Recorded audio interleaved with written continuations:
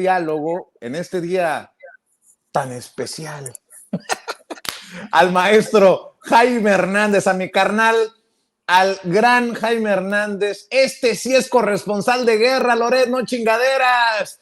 El querido Jaime Hernández ya va para 50 años en el periodismo y además gran amigo de Sin Censura, creador, así como el maestro Ricardo Sevilla de los Datos Duros. También Jaime tiene su portal No Apto para Cínicos y pues nosotros, ahora entiendo, cuando veo a dos grandes en Sin Censura como Ricardo Sevilla y como Jaime Hernández, hace un rato a Paco Cruz, entiendo por qué les arde el anís.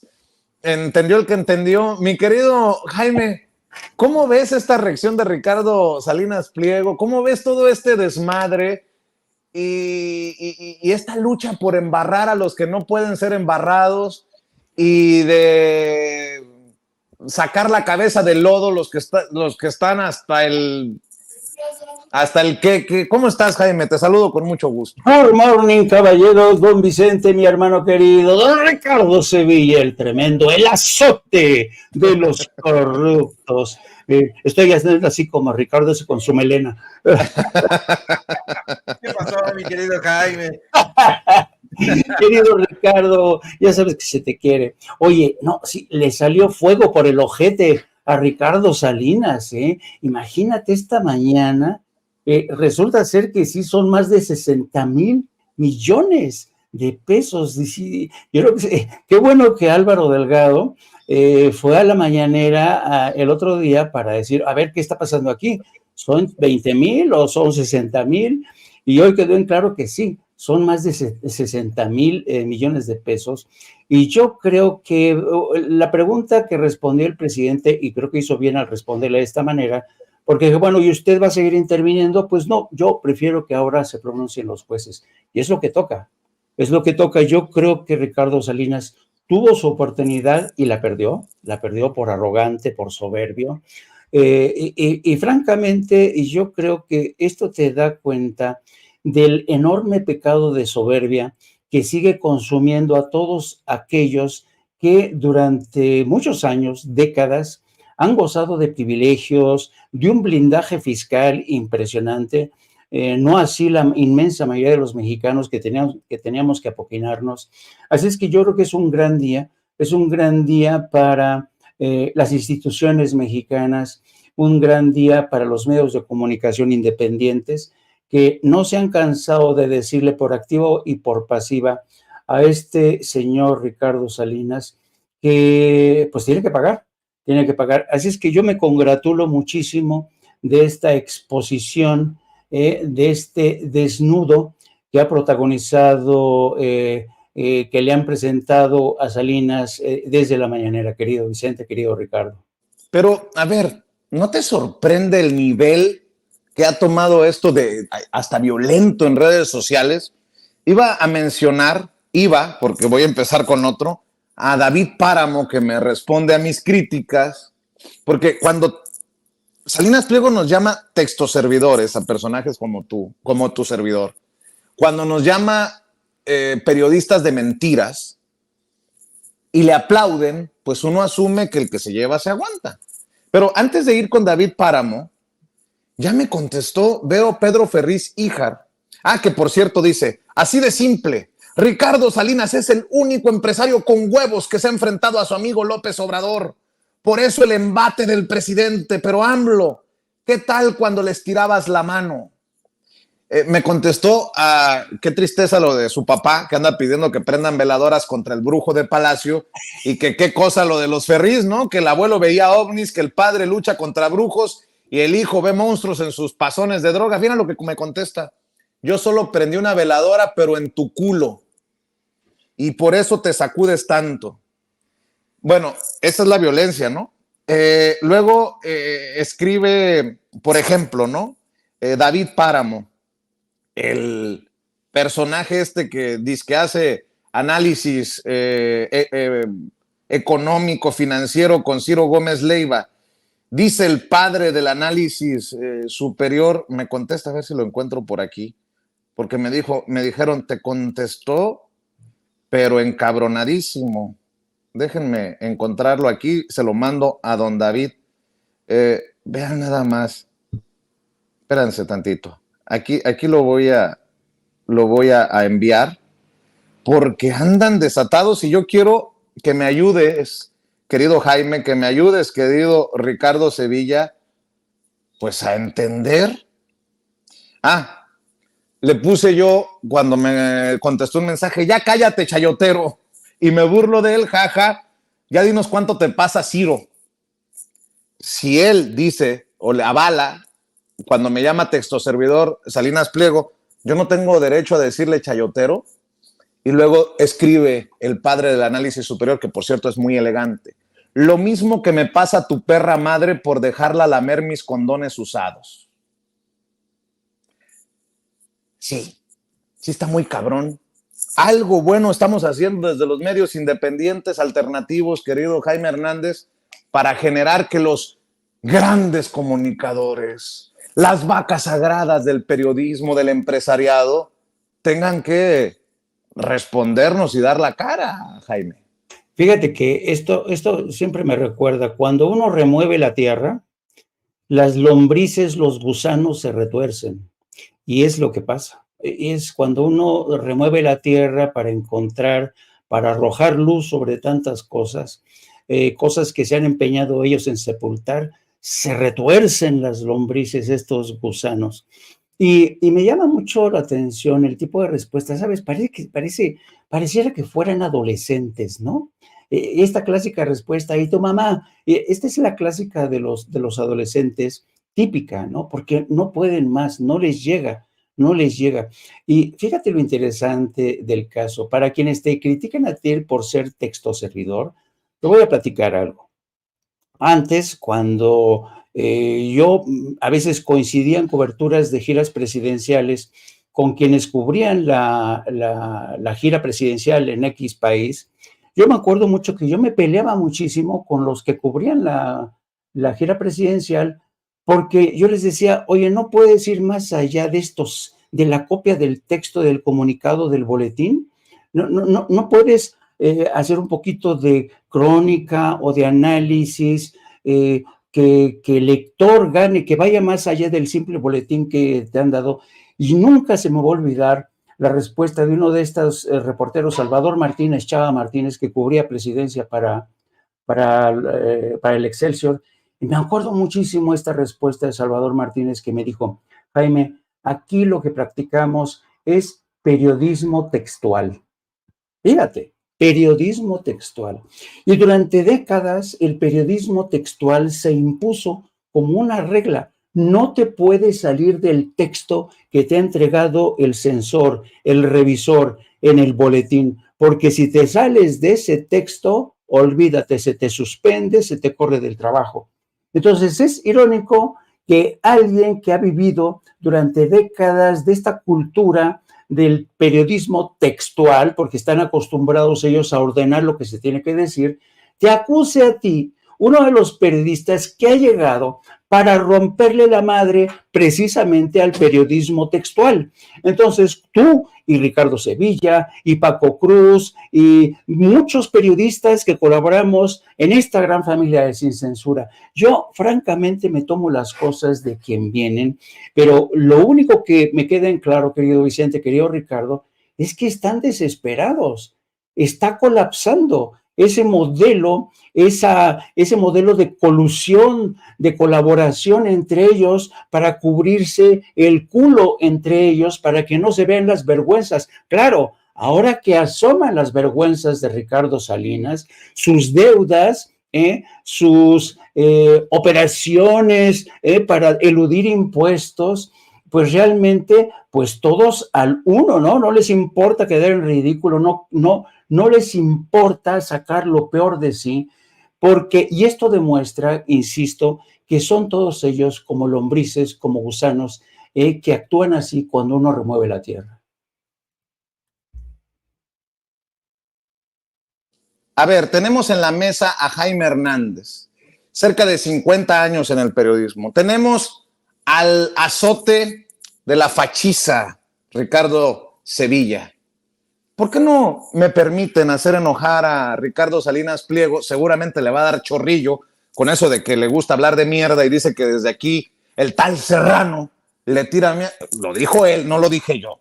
Que soy un texto servidor, que soy un periodista de mentiras, que soy un intelectual de la cuarta. ¿Por qué no me permiten incluir también en la plática a Rafael Barajas, el Fisgón, líder del Instituto Nacional de Formación Política de Morena, el injerencista en el imperio, dice Dolly Esteves, por cierto tema en la mañanera con el presidente Andrés Manuel López Obrador, y uno de los beneficiados del régimen? Yo estoy muy sentido, Fisgón, uno de los mejores caricaturistas de México, porque me tira calabaza Ricardo Salinas Pliego, pero Loret no me incluye en la lista de los beneficiados del régimen, y a ti sí. Querido Rafael Barajas, estamos en el pitorreo porque no queda más. ¿Cómo estás? Pues muy, muy agradecido contigo, Vicente, muy contento de estar aquí con Jaime Hernández y con Ricardo Sevilla, que de veras muy admirable lo que han hecho en todo este proceso.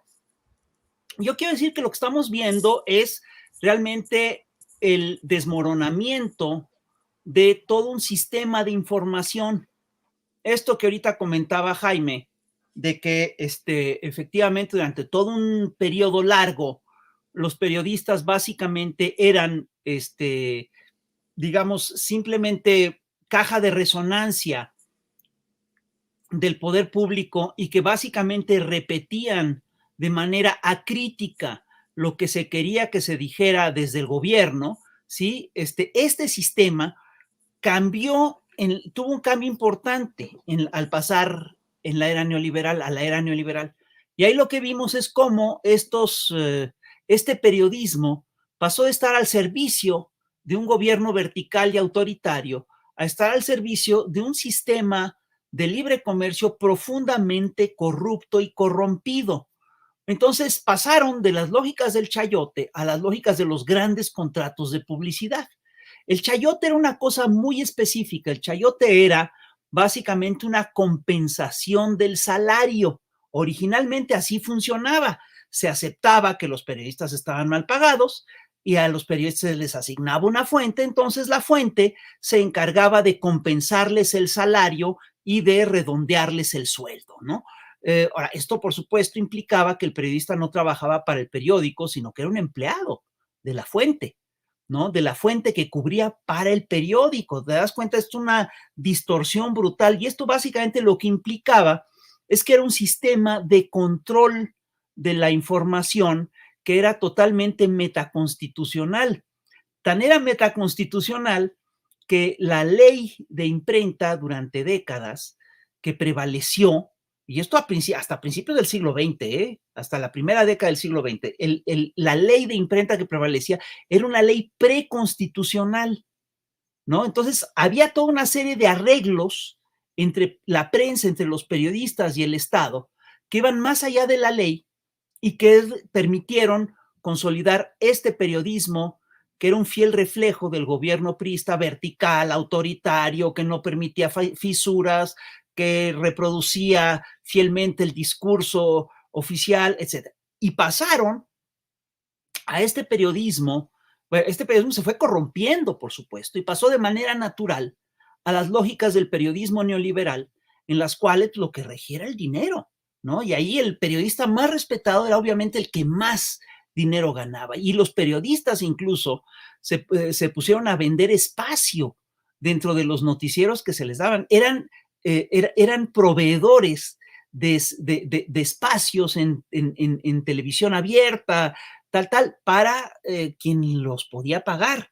Y ahí había incluso tabuladores, cuánto te pagaban si por 5 minutos, cuánto por 1 minuto, todo estaba muy establecido. Esto, por supuesto, todo este sistema entró en crisis por varias razones. Una es porque sí hubo un cambio de régimen en nuestro país. Y este cambio de régimen, pues no está a favor de hacer estos enormes contratos publicitarios con esta lógica, pero pasaron más cosas. Una es que los viejos medios entraron en crisis, en descomposición, y surgieron medios alternativos. Es decir, mucha gente hoy no se entera vamos, hasta hace unos 5 o 10 años o 12 años, el grueso de la gente recibía su información de los grandes noticieros de la tele. Ya no es así. El grueso de la gente recibe forma su opinión política a partir de las redes sociales. Es más del 50%, el otro día platicaba el compañero este Milenio, que es más del 50% el que forma su criterio en las redes sociales. Y en ese sentido, pues los youtubers como tú, pues cobran una importancia muy importante. Perdón por la redundancia, cobran una muy importante relevancia, porque entre otras cosas sí le sirven de contrapeso a estas voces oficialistas. So, ahorita lo que estamos viendo es efectivamente los últimos estertores de este sistema de prensa, que además fue la punta de lanza de una de las estrategias de control de la población más eficaces de las últimas décadas.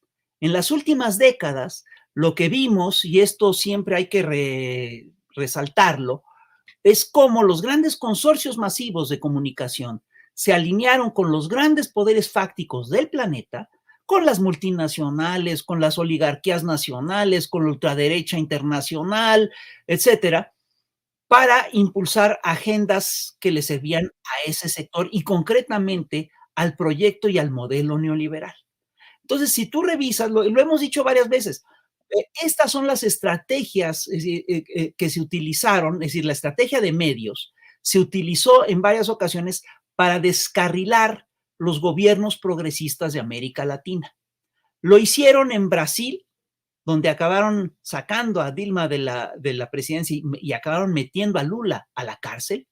Lo hicieron en Ecuador, donde Rafael Correa incluso lo sacaron del país. Rafael Correa no puede regresar a Ecuador porque tiene unas demandas totalmente chocolatas, pues, pero las tiene, y está amenazado con cárcel. Metieron a la cárcel al vicepresidente Lenín Moreno.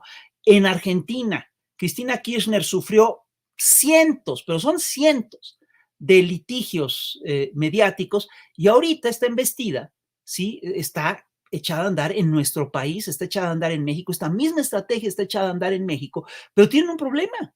Y el problema es que está empezando a hacer agua esta estrategia. Y esto es una de las cosas que revela la encuesta de Reforma, que si tú te fijas es muy interesante porque la caída, es decir, el ascenso de la popularidad de Claudia Sheinbaum y sobre todo de Andrés Manuel López Obrador coincide de manera muy exacta con el arranque de las campañas de odio y descrédito en las que participaron ProPublica, Inside Reporter, la Deutsche Welle, el New York Times, el Washington Post, la campaña de bots patrocinada por la Coparmex y por el Atlas Network. Ahí estamos ante un nuevo fenómeno. Y yo sí creo que lo que está ocurriendo es que hay una suerte de toma de conciencia, pero esta toma de conciencia viene aparejada con el desmoronamiento de todo un sistema de opinión pública, de todo un sistema de información que fue hegemónico durante décadas, ¿sí? Y ese sistema de información hegemónico cometió excesos, cometió barbaridades, hizo atrocidades y ya está en pleno descrédito, además de que está teniendo un problema severo de sostenimiento por el cambio de información en las plataformas. Eso es lo que estamos viendo. Entonces, sí, es decir, fíjate, el otro día Dolly Esteves, que forma parte de ese sistema, que formó parte de ese equipo de periodistas que se hicieron famosos en la era neoliberal, se queja de que, dice, un centenar de agitadores, en su mayoría indocumentados, protestaron frente a las oficinas del New York Times contra un artículo publicado en ese medio. Y dice una cosa que es muy curiosa, dice que no fue una expresión de apoyo espontánea de migrantes, sino que fue un acto orquestado por un puñado de fanáticos dispuestos a dar la vida por el amado líder.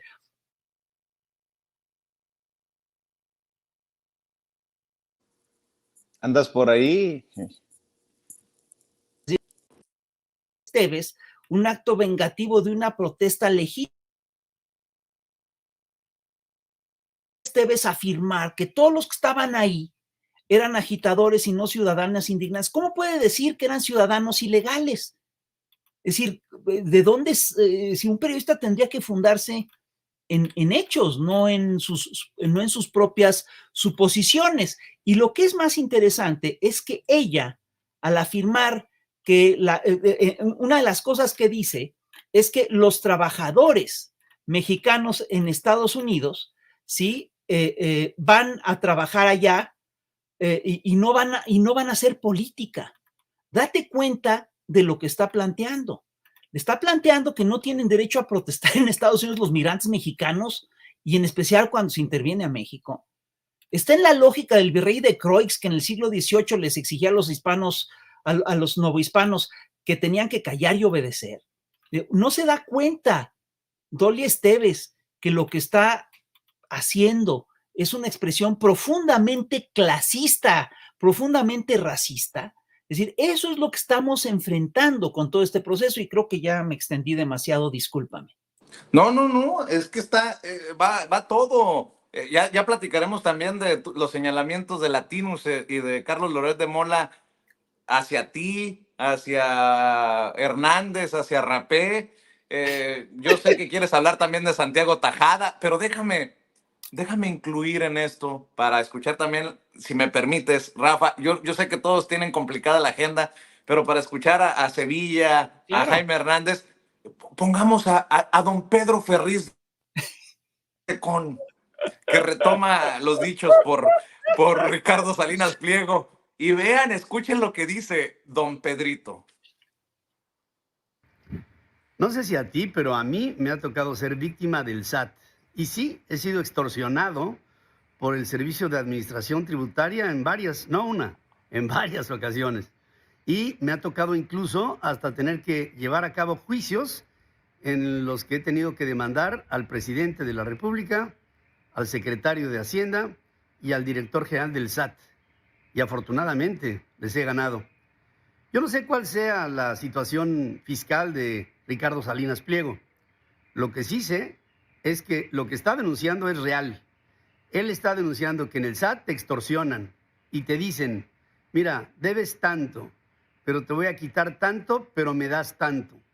Y dice Ricardo Salinas, a esa extorsión yo no le entro. Y por otra parte, también asegura, no solamente no está dando a conocer cifras de lo que invierte el presidente en algunos rubros, como por ejemplo los 500,000 millones de pesos que le ha dado a los viejitos, medio billón de pesos, medio millón de millones de pesos, en prerrogativas que no han tenido ninguna explicación. Y dice Ricardo, si se roban nada más el 10%, implicaría que se estarían robando 50,000 millones. ¿Y por qué este tipo de cifras no se dan a conocer? Miren, viendo de lo micro a lo macro, lo que sí es fundamental es que nosotros como contribuyentes tenemos que pagar impuestos. Los justos tienen que ser justos, equitativos y simplificados. Esas son las reglas del pago de impuestos. Pero el gobierno debe de responder al ciudadano sobre cómo se gasta el dinero que nosotros le damos al gobierno para mantener a un país. Y ahí sí hay opacidad. Dice Ricardo Salinas, y es el único en lo que no voy de acuerdo con él, dice, yo sé que López Obrador es honesto, pero está rodeado de gente deshonesta, de rateros. Yo ahí sí, Ricardo, no voy de acuerdo contigo. El presidente no es honesto y sí voy de acuerdo con que está rodeado de puro ratero. En su círculo de poder, en el que está incluida su familia. Bueno, así las cosas. Este mundo en México se explica. ¿Cómo ves, mi querido Ricardo Sevilla? Déjame pedirte que nos ilumines también con tu opinión. Están los datos duros ahí, los datos contundentes. Este análisis que estaba haciendo hace un momento Jaime Hernández y Rafael Barajas el Fisgón me parece muy puntual.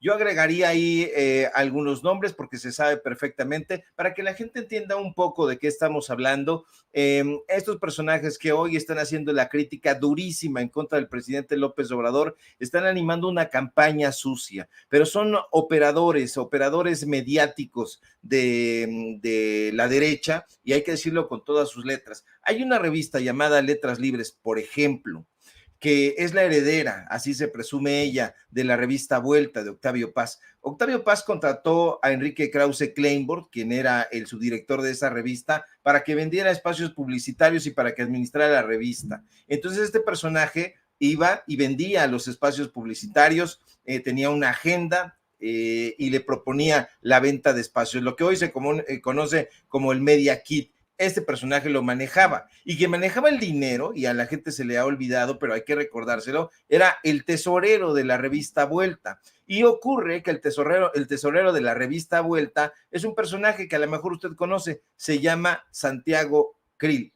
Ese señor Santiago Krill era el tesorero de la revista Vuelta, y entonces todo esto en la política, en lo intelectual, en lo artístico, estaba operando a favor de ellos. Estos personajes se repartían el pastel, como se dice popularmente. Llegó una época en que los propios políticos ya no estaban de acuerdo en los precios millonarios que estos personajes estaban manejando en sus media kits. Entonces, ¿qué hacían las revistas como Vuelta hacia finales de su existencia y posteriormente Letras Libres, y con ello era recorrer las delegaciones, hoy alcaldías, los municipios, los estados, proponiendo estos precios leoninos, estos media kits? Y cuando los actores políticos decidían no comprar sus pautas publicitarias, venía una campaña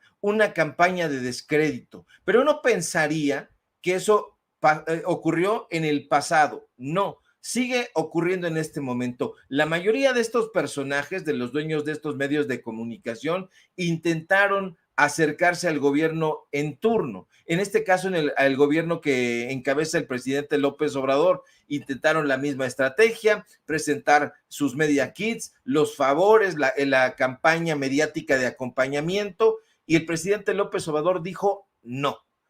Hay, desde luego, pautas publicitarias, pero ya no son millonarias, ya no son leoninas como en algún momento sucedió. Entonces, ¿qué está haciendo esta gente? Están en una campaña mediática tratando de que Presidencia de la República dé la orden a Jesús Ramírez Cuevas y diga que se compren ya para que estos personajes dejen de golpearnos. En algún momento ocurrió, era de esa manera, y entonces existían en los medios de comunicación los famosos debes. Entonces esos famosos debes eran lugares específicos dentro de los periódicos, dentro de las revistas, que se compraban y venía el boletín. Por eso es muy importante atender a estas lecciones que está dando tanto Jaime Hernández como Rafael Barajas el Fisgón. ¿Por qué? Porque ellos conocen perfectamente cómo se trabajaba en una época determinada. Y nosotros también sabemos cómo se trabajaba en una época determinada, y en este momento se sigue trabajando de esa forma. Evidentemente, esto deja al descubierto que esos medios de comunicación no vivían de las pautas publicitarias de las empresas privadas. Estos medios de comunicación vivían y continúan viviendo de las pautas publicitarias que les compran en los estados, en su momento en la federación, en las secretarías, y estos personajes van recorriendo. No es gratuito que hoy, en este momento, si nosotros hacemos un recorrido a los diferentes estados, vamos a encontrar que hay pautas publicitarias a favor de estos personajes y sus empresas en Chihuahua, por ejemplo, en Querétaro, en Aguascalientes, en Jalisco, en fin, en los estados que están gobernados por la oposición. En Guanajuato también. Si tú te asomas al gobierno de Zinue Rodríguez Vallejo, vas a encontrar pautas millonarias, y así nos podemos ir a los municipios. Incluso han logrado extorsionar y penetrar entre regidores, y eso no es algo que nosotros nos estemos inventando, es algo que está ahí. todos estos contratos que nosotros mostramos en un momento determinado, es justamente información que nos están haciendo llegar estos mismos actores políticos, estos mismos presidentes municipales y nos dicen, oye, Sevilla, ¿sabes qué? Estos personajes llegaron aquí y trataron de que nosotros compráramos estas media kits. Les enseñamos, les hemos mostrado diferentes media kits y vean usted la cantidad que estos personajes están pidiendo. Un documental, 1,200,000 pesos cuando va por lo bajo, 1,800,000 pesos cuando va por lo alto. ¿Quién lo cobra? Clio.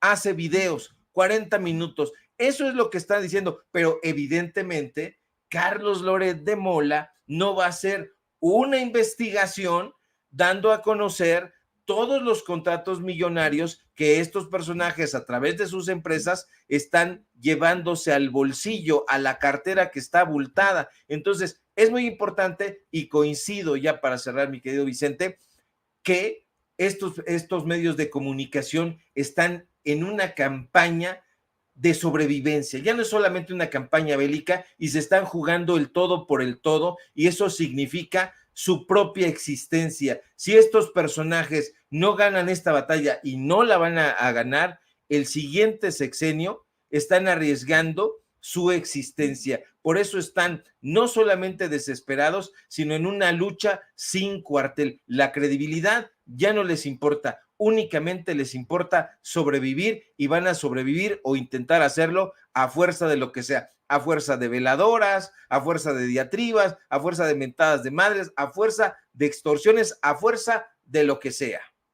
Y hablando de falta de credibilidad, ya salió Lili Telles a defender al patrón. Fíjense que Citlali Hernández, la senadora Citlali Hernández, secretaria general de Morena, le escribe a Ricardo Salinas Pliego, qué chafa te ves, tú sabes que el presidente López Obrador no es igual y que las cosas en este país están cambiando. ¿A qué le apuesta Ricardo Salinas Pliego? A su misoginia. Cállese, no hable con la boca llena, le contesta, pero quien también le contestó a Citlali Hernández fue Lili Telles, que escribe otra mentira de la senadora fantasma. A ver, Citlali Hernández, yo trabajé en TV Azteca desde su inicio y siempre denuncié la corrupción gubernamental, la violencia, el crimen organizado, etcétera. TV Azteca defiende a los mexicanos y tú encubres la enorme violencia y corrupción de Morena. Sí, Lili Telles con el chupacabras defiende a la población. TV Azteca, acuérdate, esta noche en Hechos el chupacabras. No le hagan caso a Gatell. Los libros comunistas, no, si queda claro que la credibilidad es primero para experiodistas ahora políticas como Lili Telles. Pero hablando de esto, voy con Jaime Hernández. El Fisgón hacía referencia a Dolia Esteves, a quien conoces muy bien, querido Jaime, como corresponsal también mexicano en Estados Unidos. Muchos años fuiste corresponsal. Dice Dolia Esteves que los mexicanos no vamos a hacer política, que han sido manipulados por el Fisgonovich y Alina Duarte. y resulta que de esta manera, si permeara la narrativa de Dolia Esteves, pues los paisanos en Texas tendrían que, agachados, aguantar las leyes racistas como las que quiere imponer el gobernador Abbott. Desde aquí nuestra solidaridad para los paisanos y paisanas en Estados Unidos que hacen política, que están metidos en la lucha social y que no le hacen caso a esos corresponsales o periodistas que les piden que sigan agachados y aguantando. Mi querido Jaime, seguimos en esta mesa sabrosísima. Creo que nunca la habíamos tenido, pero vaya momento para hacerlo. Dame tus impresiones, tus comentarios, tus reflexiones. Déjame, es que no puedo resistir la tentación de comentar también lo de Pedro Ferriz. Y lo voy a hacer de manera muy corta. Mira, yo creo que Pedro Ferriz es la ventaja de ser periodista viejo. Yo trabajé con Pedro Ferriz hace un montón de años, hace más de 40 años. Yo le hacía uno de sus noticiarios cuando era el Canal 13. Bueno, en aquel entonces Pedro Ferriz es un personaje que durante toda su vida ha sido un junior. Yo creo que Pedro Ferriz es el junior más abuelo, más ruco aquí en México. Fíjate, cuando yo entré a colaborar con Pedro Ferriz, nosotros redactábamos gran parte del guión de su noticiario. Y me acuerdo que en aquel entonces las grandes preocupaciones de Pedrito Ferriz eran mover cada determinadas horas su Jaguar, que era un Jaguar, un coche de 12 cilindros, porque el motor era muy pesado. Esas eran sus preocupaciones. Y siempre, siempre Pedro Ferriz, desde que arrancó como presentador de televisión, gozó de lo que fue el trato preferencial, toda su vida. Toda su vida, lo mismo Lili Téllez, lo mismo Pedro Ferriz, lo mismo Joaquín López Dóriga, se acostumbraron al trato preferencial que les daba el régimen, el gobierno del PRI, luego el gobierno del PAN, luego otra vez el gobierno del PRI. Entonces se convirtieron en VIPs de ese sistema preferencial, pero ha llegado el momento de ser tratados como la mayoría de los ciudadanos, y entonces es cuando se termina este trato preferencial, es cuando ellos gritan, agravio comparativo, hay unos que no pagan, yo sí pago, el gobierno se mete conmigo, se acabó el trato preferencial. Y qué bueno, digo yo, porque ya basta de que tanta gente, ahora mismo el propio Salinas Pliego está gritando por ese trato preferencial que le permitió escaquearse durante años de pagar impuestos. Bueno, eso por lo que toca al Pedro Ferriz, a la señora Lili Téllez, que dice que ella combatió la corrupción, que combatió el crimen organizado, miente con todos los dientes Lili Téllez, y aquí he de acordarme la injusticia que se cometió contra Samuel del Villar, cuando era fiscal, procurador del Distrito Federal, un hombre íntegro, decente, y lo acusó de atentar contra ella cuando sabíamos que Samuel del Villar nunca estuvo detrás de ese atentado, sino que efectivamente era el crimen organizado. Pero pasando al tema de nuestro querido Rafael Fisgón, alias el que nos adoctrina a todos los mexicanos, nos hace vudú, Rafael el Fisgón. Es increíble este argumento de veras de Dolly Esteves. Hace un rato estaba escuchando yo a Rafael y ciertamente define muy bien a Dolly Esteves y a todos estos periodistas corresponsales que durante mucho tiempo se han apoltronado en el poder de corresponsales, ¿no? Son los que dicen lo que tienen, son los expertos en relaciones internacionales, relaciones bilaterales. Yo te recuerdo, Vicente, que yo antes de irme a Washington como corresponsal, fui un corresponsal itinerante a lo largo de toda la frontera México-Estados Unidos y mi objetivo era capturar, ir en busca de historias de migrantes. Y yo, cuando me enfrenté a esa realidad, aprendí a querer, pero no solamente querer, a respetar a los migrantes, porque son protagonistas de una odisea a veces indecible. Lo que sufre esta gente, no, hombre, yo tuve mis más y mis menos, me dejaron abandonar al extranjero, en fin, me pasó de todo en coberturas, pero cuando yo llegué y toqué base con la vida de esta gente, dije, no, yo estoy pendejo. Esta gente sí que ha sufrido en verdad, ¿no? Entonces yo respeto muchísimo a los migrantes. Cuando después de toda esta experiencia llego a Washington y me encuentro con corresponsales que, sabes, desde su observatorio en Washington creen que lo saben todo sobre la migración, corresponsales que en lugar de irse a reportear iban a fumar sus puros, ¿no? Porque hay centros donde fumar puros para ver si lo que escuchan de políticos que van a fumar sus puros, sus contactos con agencias federales de investigación, agencias de inteligencia.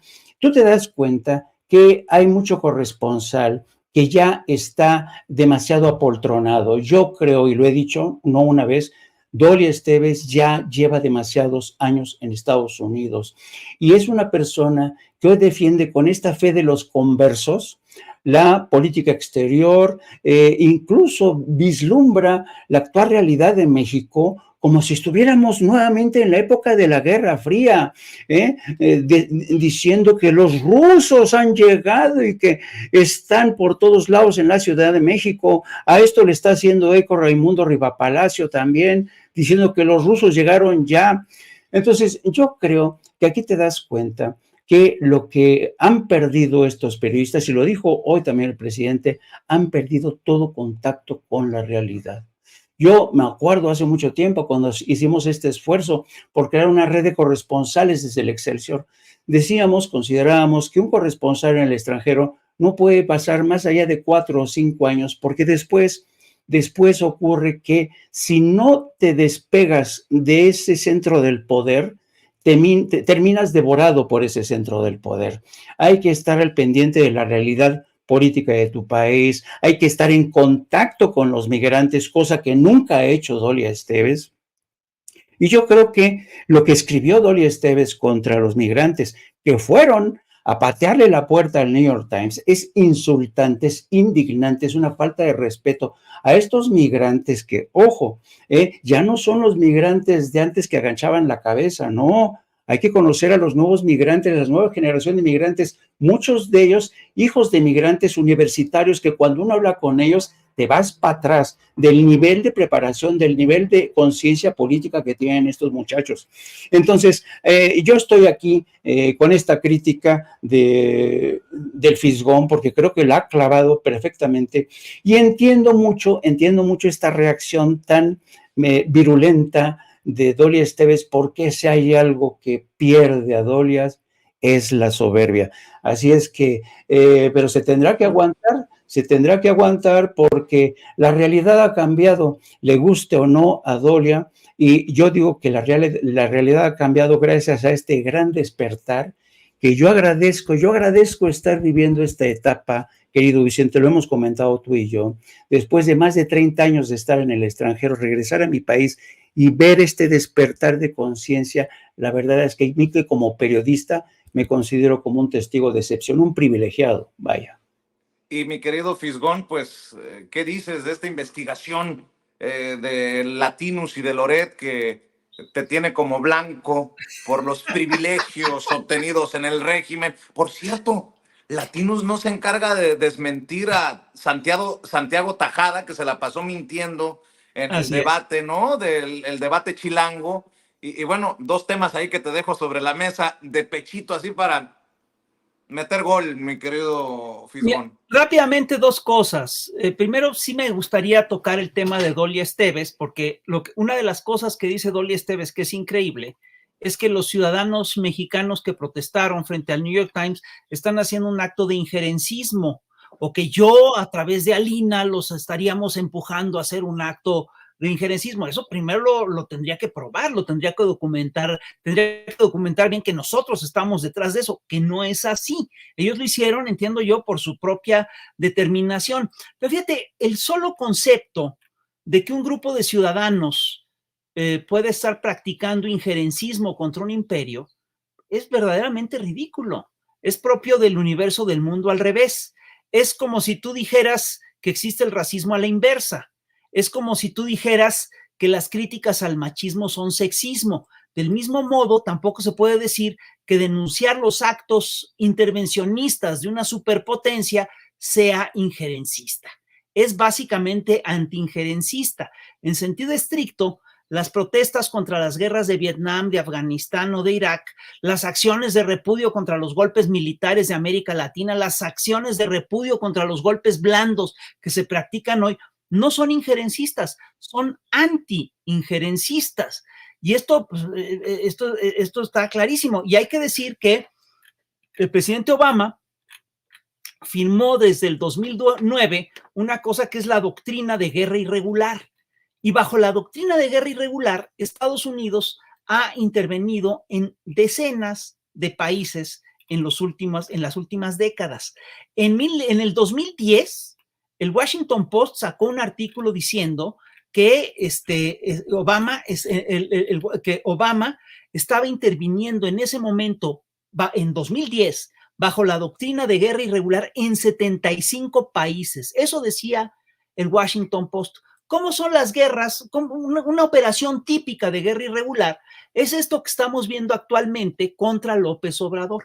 Es esta voluntad, es esta narrativa que quieren implantar de que López Obrador es un narcopresidente, y esto lo quieren implantar, por supuesto, con miras a la elección de junio de este año. Y entonces, ¿quién ha intervenido en esta campaña? Bueno, pues han intervenido ni más ni menos que la DEA, ha intervenido, que es la que suelta las primeras, la primera filtración, ¿no? Intervinieron ProPublica, Inside Reporter, la Deutsche Welle, ¿no? En esa misma lógica. Se meten también campañas de bots instigadas desde la ultraderecha a través de Atlas Network, se mete después el New York Times, se mete después, por supuesto, que Nexos a través de Jorgito Castañeda y Héctor Aguilar Camín, se meten después grupos empresariales como la Coparmex, cosa que ya está muy documentada. Entonces, sí se puede afirmar que esta es una campaña de descrédito típica de las guerras de cuarta generación y que, perdón, pero aquí se ve claramente que tiene vínculos, esta campaña tiene vínculos muy claros con sectores del gobierno de Estados Unidos y con grupos de interés de Estados Unidos y con medios de Estados Unidos como el New York Times. Entonces, eso es lo que estamos enfrentando. Entonces, esta campaña lo que busca es sembrar la idea de que la cuarta transformación no implicó ningún cambio, sino que es igual a todo lo demás. Imagínate, y lo que están haciendo es un mecanismo psicológico muy primitivo, que es retomar sus propios vicios, las cosas de las cuales ellos fueron acusados, para proyectarlas en los otros. De esta manera, entonces, los partidarios de Felipe Calderón se ponen a reproducir la idea de que el narcopresidente no es Felipe Calderón, sino que es Andrés Manuel López Obrador, ¿no? A pesar de que Felipe Calderón es el que contrató a Genaro García Luna y López Obrador pues está en una lógica totalmente distinta y de hecho ha logrado bajar la delincuencia en nuestra nación. En esa misma lógica, lo que buscan es sembrar la idea de que los periodistas, que son ellos, el tipo de periodismo que ellos practican es el mismo que practican las gentes como tú o como yo, que no nos sumamos a estas campañas de odio y descrédito que ellos empujan. Entonces, en ese sentido, nosotros estaríamos ligados al poder y seríamos unos subsidiarios del poder y somos unos lamebotas del presidencialismo. Perdón, lo que ocurre con nosotros, hasta donde yo puedo ver, es que nosotros siempre hemos apoyado este proyecto. Y este proyecto llegó a la presidencia de la República y este proyecto sigue en peligro por todo este statu quo internacional que tiene vínculos con las grandes oligarquías nacionales y eso es lo que está en juego. Entonces, fíjate, es muy chistoso porque lo que está haciendo ahorita tanto Ricardo Salinas Pliego como Loret de Mola cuando nos ataca a los del Chamuco es utilizar esta misma lógica. Ricardo Salinas Pliego, sí, es uno de los grandes oligarcas de México que se ha beneficiado, que es muy chistoso porque critica al Estado, nos dice gobiernícolas a todos nosotros, pero si alguien se enriqueció gracias al poder del Estado, ha sido él. Él es el que consiguió las concesiones de TV Azteca a través de sus manejos de poder. De hecho, el propio Raúl Salinas ha contado cómo él le dio un préstamo de 500 y tantos millones a Ricardo Salinas Pliego y que Ricardo Salinas Pliego no los ha pagado, ¿no? Es decir, estamos hablando de un vínculo muy perverso con lo que es el poder neoliberal. También es un hecho que Ricardo, en la era neoliberal, les dejaron de cobrar impuestos a un montón de ultra ricos y querían cobrarles impuestos a los franeleros, pero le perdonaban los impuestos a los megamillonarios de este país, que son en todas las latitudes los que tienen que pagar la mayor cantidad de impuestos. Esto es lógico, si tú ganas miles de millones, es lógico que pagues más impuestos que quien paga un salario mínimo, ¿no? Es tan simple como eso. Y lo que sí es un hecho también es que estos señores, tipo Loret de Mola, que sí hicieron un negocio extraordinario vendiendo opinión pública en tiempos neoliberales, ¿sí? Hoy quiere decir que todos los periodistas somos absolutamente iguales. Entonces, este señor que recibió miles de millones de pesos de prebendas, de impuestos y más lo que recibió bajo cuerda, más lo que se ha podido documentar que le han dado municipios, alcaldías, etcétera, más lo del Roberto Madrazo, etcétera, resulta que nos acusa a nosotros los del Chamuco porque de repente la revista tiene contratos de publicidad. Perdón, todas las revistas de este país tienen contratos de publicidad. Siempre las revistas las revistas han sobrevivido en parte gracias a los contratos de publicidad. Ahora bien, la acusación que él hace es claramente una proyección, no tiene nada que ver los contratos de publicidad que recibía Letras Libres. Aquí Ricardo hizo una muy buena reseña de cómo llegaban y efectivamente extorsionaban luego a la gente para recibir publicidad. No hay ninguna relación entre eso y lo que ha hecho la revista. Nosotros, yo sí quiero ver en qué lugar, fíjate, estamos buscando en qué lugar de la administración pública está nuestra revista en términos de venta de publicidad. No, es decir, ya vamos en el 200 y tanto y no aparecemos. No sé si me explico, es una cosa totalmente desproporcionada. Lo que están diciendo es un despropósito absoluto lo que están manejando estos señores. Y lo que sí es cierto es que estos, desde tiempos del PRI, se consolidó en México un tipo de periodismo de chantaje, que esto está muy bien descrito en el libro de Enrique Serna, del Vendedor de Silencio, donde describe cómo actuaba Carlos de Negre, que era un personaje que efectivamente llegaba, recababa información y luego iba con la gente que era afectada por la información para decirle, oye, mira, yo tengo esto, ¿quieres que lo publique o nos vamos a poner de acuerdo? ¿No? Y entonces, pues no, pues le decían, no, pues no lo publique. Entonces le cobraba un dineral, ¿no? Extorsionaba a esa gente y ese es el periodismo que está peleando por sobrevivir en nuestros tiempos. Estos señores, es chistoso porque sí te quieren, por ejemplo, hemos visto toda una serie de campañas, por ejemplo, contra Epigmenio Ibarra, contra Violeta Vázquez Rojas, contra Juan Becerra, diciéndoles, es que ganan tanto, y hacen una cosa que es muy simple, de repente suman lo que cobró Juan en una televisora o en una estación de radio, lo suman, hacen la suma de todo el año y lo presentan como si fuera una cantidad escandalosa. Lo hacen, por supuesto, porque si lo pusieran por mes, pues la cantidad sería muy razonable. En términos de corrupción, los números sí cuentan. No es lo mismo que tú recibas 10 salarios mínimos a que te recibas 10,000 salarios mínimos. Eso es lo que sí puede establecer una lógica de corrupción. Y fíjate, a Violeta incluso la llegaron a acusar de que era un agente del gobierno porque cobraba en una universidad. Imagínate, ¿qué es eso? Es decir, entonces todos los que cobran en una universidad son agentes del gobierno y no tienen derecho a opinar como quieren. Es decir, ¿dónde está el asidero de esa acusación? A Epigmenio lo han llegado a acusar de que de que pidió un préstamo para Nacional Financiera, préstamo pues que pudo pedir porque tiene una empresa que hace videos, que es muy importante, y pues lo está pagando. No hay nada ilegal, no hay nada ilícito en nada de lo que han hecho ni Epigmenio, ni Violeta, ni otros compañeros, ni nosotros, los de la revista. Vamos a responder, por supuesto, puntualmente, con datos, con datos precisos, a toda la acusación de Latinus. Lo que sí estoy viendo, sí, es que, y a mí me sorprende, es que ya formamos parte de su conversación. Y esto básicamente solo se explica por el hecho de que ellos han decaído mucho, por el hecho de que ellos están en una crisis brutal. Nunca nos voltearon a ver. Nunca habíamos sido objeto de su atención. Y yo creo que lo somos ahorita por una razón muy sencilla, porque ellos están en una descomposición abierta, porque están efectivamente con un negocio al borde de la crisis, perdón, con un modelo de negocios en una crisis definitiva y lo saben. Y se lo están jugando todo en esta elección y por eso le están apostando a la guerra sucia. Y la gran sorpresa, ¿sí?, es que esta guerra sucia no está teniendo los efectos que esperaba Jorgito Castañeda. El go negative no les está dando más negativos a ellos que a la gente que quieren ensuciar.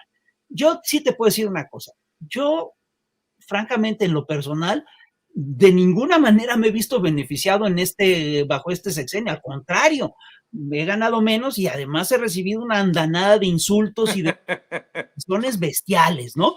No me importa.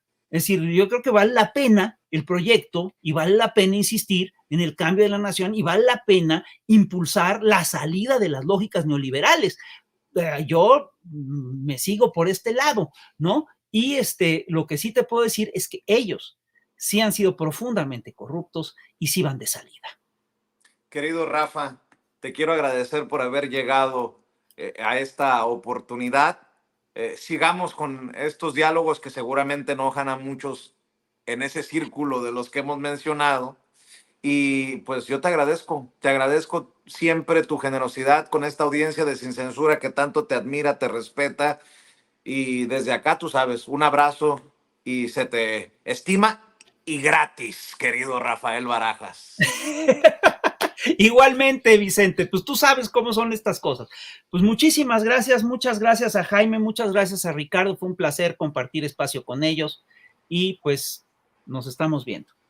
Chamuco TV y @Fisgón Monero en redes sociales para que busque lo que hace Rafa, las obras de arte que publica Rafa y obviamente en el Instituto Nacional de Formación Política en donde están a través de sus pensamientos rojillos adoctrinando más allá de nuestras fronteras a los mexicanos. Te mando un abrazo, Rafa. Me sentí Pancho Villa invadiendo Columbus, con eso te lo digo todo.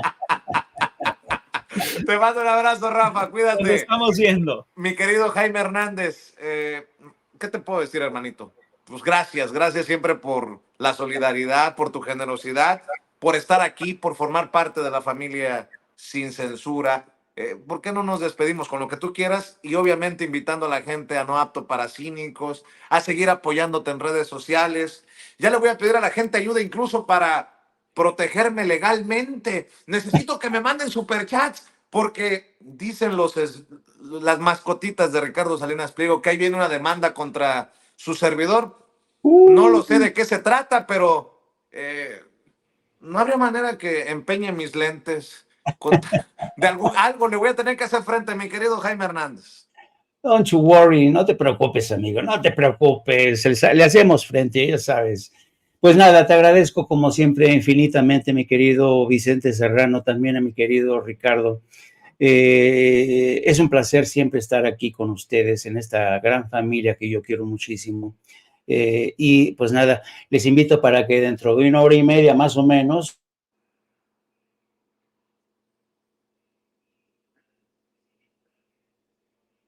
en 1 hora y media más o menos llegará No Apto para Cínicos en YouTube. Perdón, te habías congelado un poco, querido Jaime.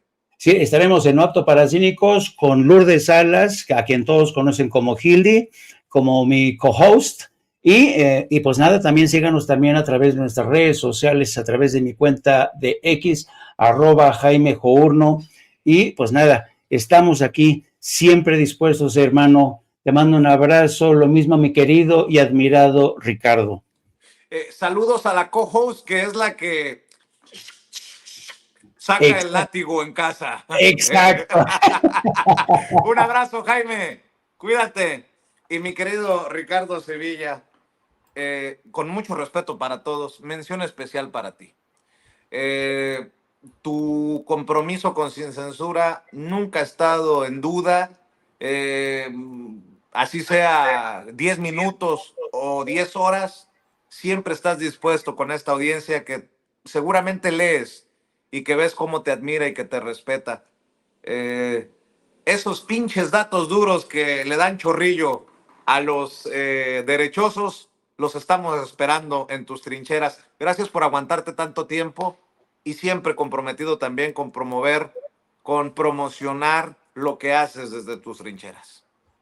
Muchísimas gracias por tus diferentes palabras, querido Vicente, y el cariño es correspondido. Leo los comentarios con muchísimo entusiasmo y con el corazón en la mano del público que nos ve y que nos escucha, y yo precisamente por eso quiero cerrar invitándolas a que estén muy alertas con las fake news, con las noticias falsas, estos infundios, estos bulos que usted lo sabe perfectamente, están cundiendo en este momento, que tienen contenido pseudo periodístico, que los están difundiendo en todos lados, ya no solamente en la prensa escrita, los vemos todo el tiempo y lo padecemos en radio, en esa televisión azteca, en Televisa, que ya nadie quiere ver, pero no solamente ahí, sino también en redes sociales. cuide usted muy bien lo que está consumiendo, porque acuérdese que el objetivo es desinformar. Y no a cualquier persona, sino a un público determinado, a un público específico. Acuérdese usted que está esto diseñado a través de una ingeniería social, así se llama,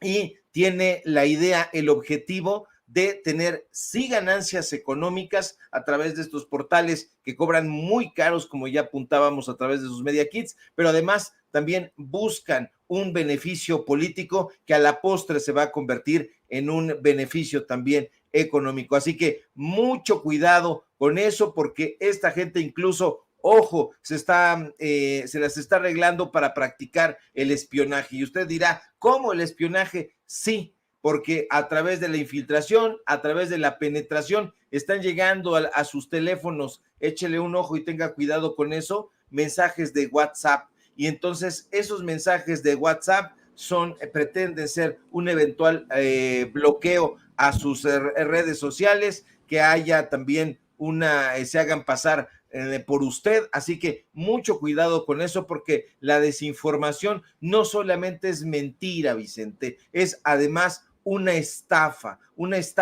y estos personajes la están practicando a todo lo que da. Ahí está el jefe de esa campaña, ahora visible, Ricardo Salinas Pliego, y tenga muchísimo cuidado porque sus personeros van a estar trabajando a todo vapor. Y va mi cariño y mi adhesión, por supuesto, mi querido Vicente. Esas demandas, a menos que las presenten allá en Nuevo León, pues podrían prosperar, pero hay mucho equipo y muchos datos duros que vamos a estar aquí apoyándote, y sobre todo el cariño y la admiración. @Sevilla Crítico y los datos duros en YouTube. Apóyeme al querido Ricardo Sevilla, el terror de los fachos en redes sociales. Querido Ricardo, te mando un abrazo y muchas gracias. Gracias.